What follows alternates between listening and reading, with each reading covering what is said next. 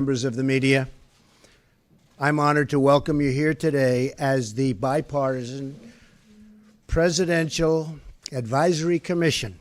Breaking news. A major federal investigation is underway targeting an alleged operation involving both financial misconduct and election integrity concerns. We are following this closely. 4:52 a.m., Minneapolis, Minnesota. The winter darkness still gripped the city when federal vehicles began positioning themselves across 3 locations. FBI agents checked their tactical gear. ICE Homeland Security investigations synchronized entry protocols. The targets were not cartel warehouses, not drug labs.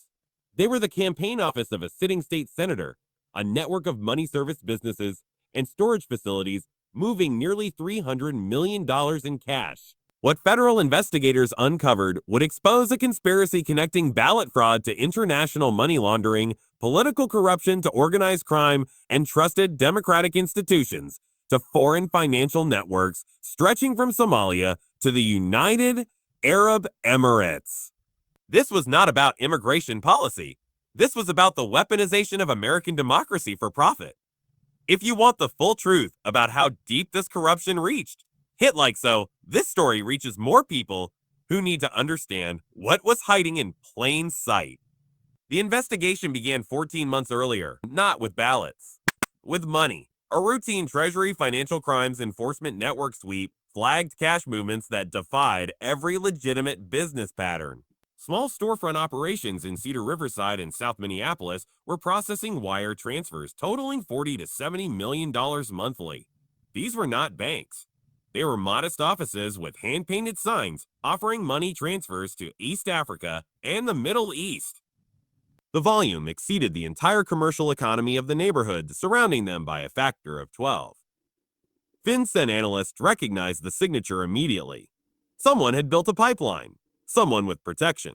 Someone with political cover, operating at the highest levels of state government. Their federal surveillance teams deployed in March. What they documented contradicted every principle of legitimate financial operations. Individuals arrived at these money service businesses carrying duffel bags, shopping bags, even black trash bags filled with currency. They entered through rear doors. Transactions were recorded in handwritten ledgers, not digital banking systems. The cash was counted by hand, rubber banded into brick-sized stacks, then transferred to secondary storage locations within hours. Within 72 hours, equivalent wire transfers moved to accounts in Dubai, Mogadishu, Istanbul, and Nairobi. The speed was remarkable. The volume was staggering. The lack of oversight was intentional. Agents identified 23 separate money service businesses operating across Minneapolis, St. Paul, and suburban Hennepin County. All shared common ownership structures buried behind layers of shell companies registered in Delaware, Nevada, and Wyoming. That's it. The businesses reported minimal profits to the IRS, yet surveillance teams documented daily cash deliveries totaling hundreds of thousands of dollars per location. The math did not work unless the operation existed for one purpose: moving money that could never enter the traditional banking system. Cleaning cash that originated from sources designed to trigger immediate federal scrutiny. Comment exposed below if you believe this kind of institutional corruption demands maximum accountability.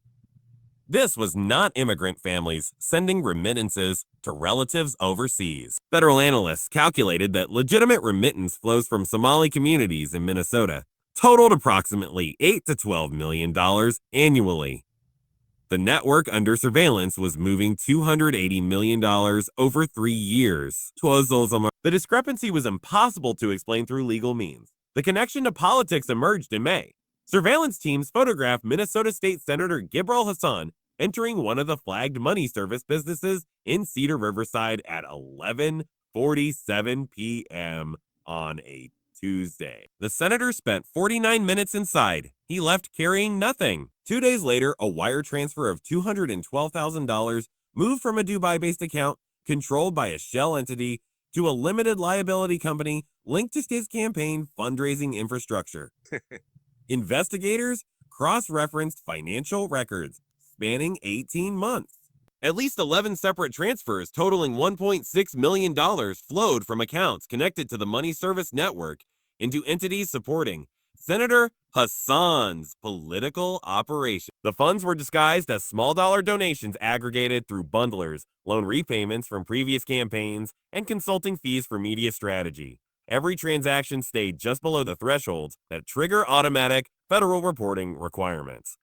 It was not carelessness. It was expertise developed over years of operation. Federal agents expanded their investigation into Senator Hassan's political infrastructure. His campaign office occupied a two-story brick building on Cedar Avenue South. Property records showed the building was owned by a limited liability company registered in Minnesota with ownership obscured through 3 layers of shell entities. Rent payments came from campaign funds at $4,200 monthly, triple the market rate for comparable properties.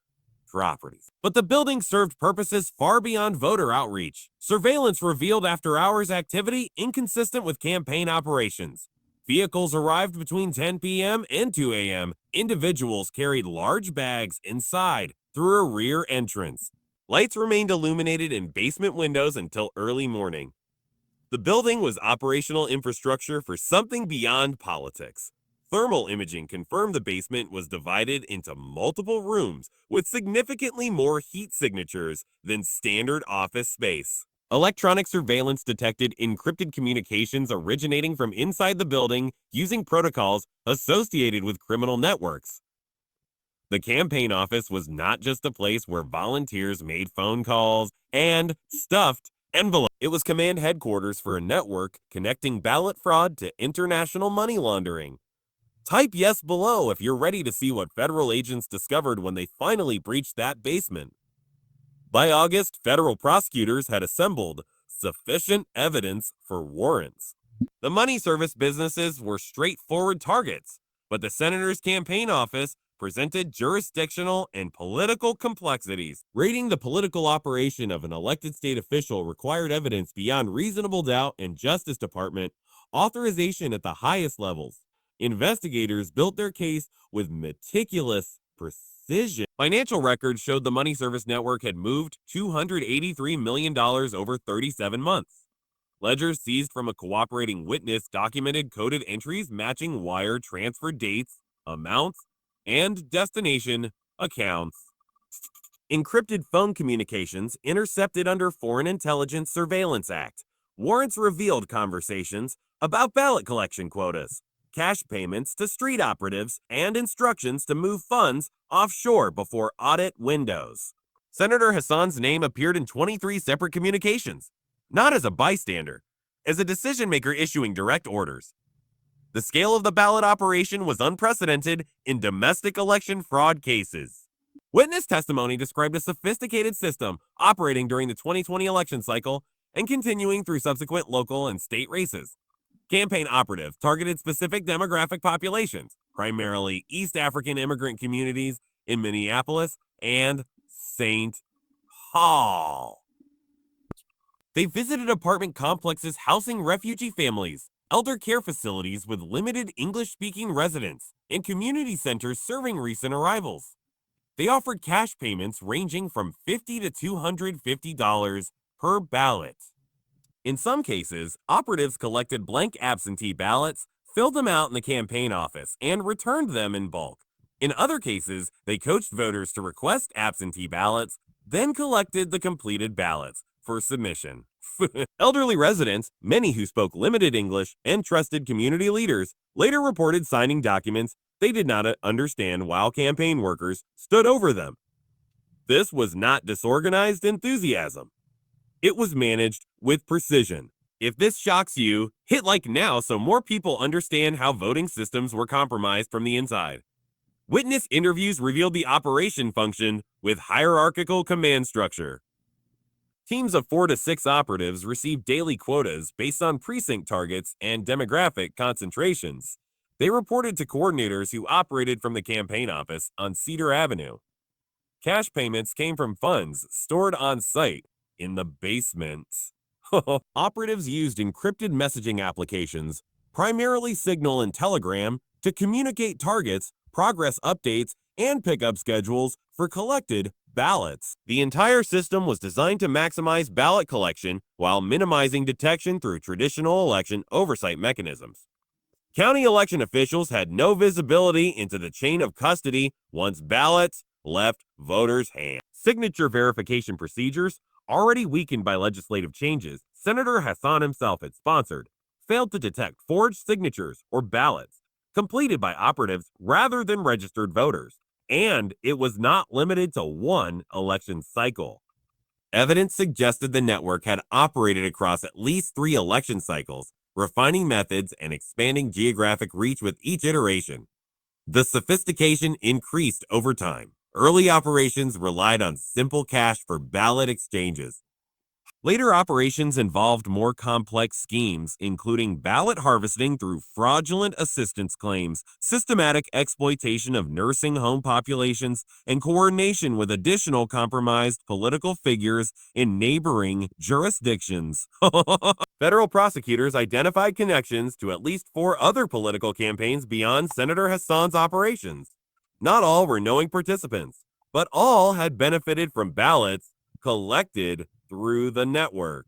The corruption had metastasized through Minnesota's election systems to a degree that would require years to fully unravel. The operation order came through at 4:23 a.m. on November 14th. Federal agents from the FBI Minneapolis Field Office, ICE Homeland Security Investigations, IRS Criminal Investigation Division, and Minnesota Bureau of Criminal Apprehension assembled at staging points across the metropolitan area. They had 17 target locations.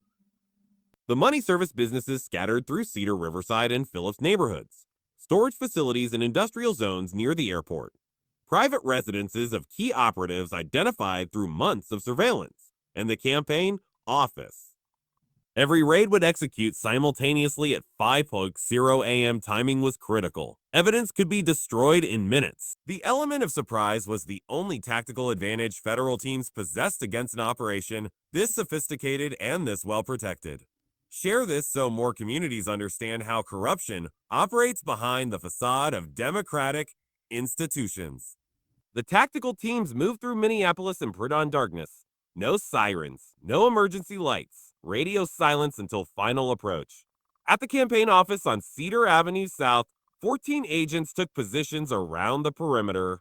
Thermal imaging confirmed 4 individuals inside the building, 3 in the basement and 1 on the ground floor. Intelligence assessment suggested they were security personnel, though their exact role and level of knowledge remained unclear. The front door was steel reinforced with commercial-grade deadbolts. Windows were covered with security film rated to resist forced entry. This was not standard campaign office security. This was hardened infrastructure designed to delay law enforcement access long enough to destroy evidence or alert the network. At precisely 5:50 a.m., the battering ram struck the front door. The steel frame held for 2 impacts before the lock assembly shattered and the door frame splintered. Flashbang grenades detonated in the entry hallway, disorienting anyone inside. Agents poured through the breach, weapons drawn, commands echoing through the building. Federal agents! Search warrant. Get on the ground now. The 4 individuals inside were taken into custody within 70 seconds. None resisted. 2 were armed with concealed handguns, properly licensed under Minnesota law, but their presence raised immediate questions about the nature of campaign security requiring firearms. They had been trained for this scenario. They understood that cooperation during federal raids reduces sentencing exposure, but they also understood what agents were about to discover in the basement. The first floor appeared unremarkable at first glance. Desks with desktop computers, filing cabinets with campaign donor records, posters promoting Senator Hassan's re-election, volunteer phone lists taped to walls, donation envelopes stacked on tables, nothing immediately incriminating to casual observation. But agents were not searching the first floor. Intelligence indicated the operational center was below ground level. A locked door behind the main office led to a staircase descending into darkness. The door was heavy-gauge steel with an electronic keypad entry system and reinforced hinges. The breach team bypassed the lock using hydraulic spreaders. The door frame buckled. Metal groaned. Colby. Metal groaned. The lock mechanism failed. What on this? Agents descended into a space that transformed the entire investigation from financial crimes to something far more disturbing. Comment corrupt if you think elected officials who weaponize democracy for profit should face the maximum federal penalties. The basement was divided into 5 distinct rooms, each serving a specific function in the operations infrastructure. The first room contained industrial shelving units stacked floor to ceiling with banker's boxes. Each box was labeled with handwritten codes indicating dates and numerical sequences. Troy. Agents opened them systematically, documenting contents with body camera footage. Inside were completed absentee ballots, thousands of them, organized by precinct, ward, and submission date. Some were still blank, pristine official ballots stolen from county election offices or obtained through fraudulent bulk requests. Others were filled out but unsigned, prepared for operatives to complete once they obtained signature samples. Still others were fully complete, sealed in official envelopes, ready for submission to county election offices. The sheer volume was staggering. Preliminary counts conducted on site suggested over 6,200 ballots stored in that room alone. Every single one represented a vote that had bypassed legitimate election procedures, a voice stolen from the democratic process, a fraud perpetrated against the citizens of Minnesota. The second room contained the financial nerve center of the operation. 8 commercial-grade currency counting machines sat on folding tables. Stacks of cash filled large plastic storage bins, the kind sold at hardware stores for organizing tools. Agents documented currency in denominations of $20, $50, and $100 bills. Rubber bands grouped them in $10,000 bundles, each marked with handwritten labels indicating source and destination. The counting was ongoing even at 5:50 a.m. The cash had not been fully secured for the day's operations. Preliminary estimates suggested at least $2.3 million in currency was present in the basement at the time of the raid. Records found nearby indicated this was temporary, holding before distribution. Cash arrived daily from the money service businesses through a network of couriers. It was counted, recorded in duplicate ledgers, then allocated for multiple purposes. Some funded the ballot collection operations, paying street operatives and covering operational costs. Some was prepared for wire transfer through the money service businesses, converted into international transfers to accounts in Dubai and East Africa. And some disappeared into cryptocurrency wallets, laundered through blockchain transactions that obscured the original source. If you want to see how the conspiracy connected to international networks, type justice below. The third room was the communications hub. 6 desktop computers remained powered on, screens glowing in the darkness. Encrypted messaging applications were still logged in, conversations visible on multiple monitors. Agents immediately secured the devices to prevent remote wiping using Faraday bags that blocked all wireless signals. Digital forensic specialists would later extract thousands of messages detailing ballot collection quotas, cash distribution schedules, operative performance metrics, and operational security protocols. The messages were not casual political chatter, and they used coded language, but context made meanings unmistakable. A packages referred to collected ballots. A deliveries meant cash payments to operatives. A clients were voters targeted for ballot harvesting. A processing indicated ballot completion and submission.